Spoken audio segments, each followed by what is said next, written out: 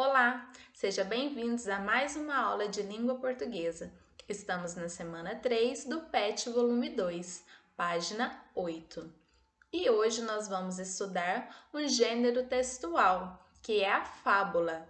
Você sabe o que é fábula? Eu tenho certeza que você já leu alguma história que tenha sido esse gênero textual, fábula. Vamos recordar o que é isso? Fábula. Na fábula, os personagens são animais com características humanas.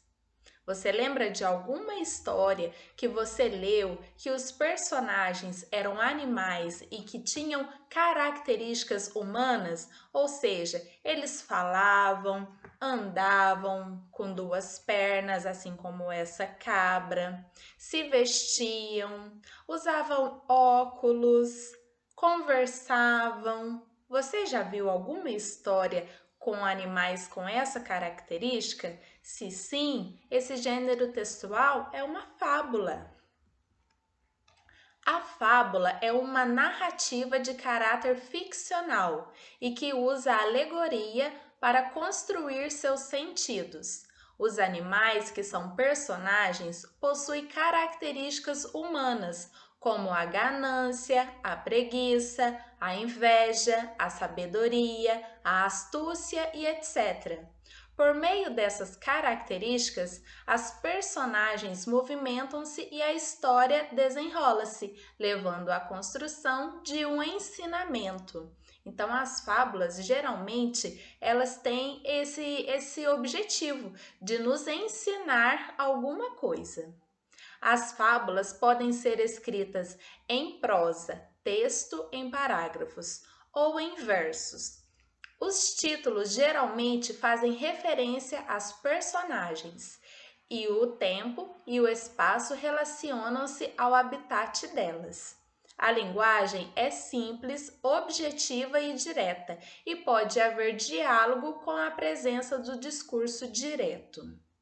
Exemplos de algumas fábulas. Aqui estão algumas histórias. A cigarra e a formiga, que é essa imagem aqui. Você se recorda de ter lido a cigarra e a formiga? Temos a lebre e a tartaruga, a rã e o touro, a raposa e o corvo, o leão e o rato. Vamos às nossas atividades e aprender um pouquinho mais sobre fábulas?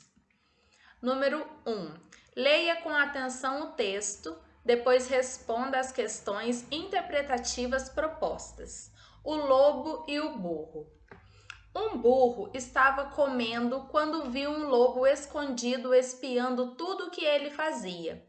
Percebendo que estava em perigo, o burro imaginou um plano para salvar a pele. Fingiu que mancava com a maior dificuldade. Quando o lobo apareceu, o burro, todo choroso, contou que tinha pisado num espinho pontudo.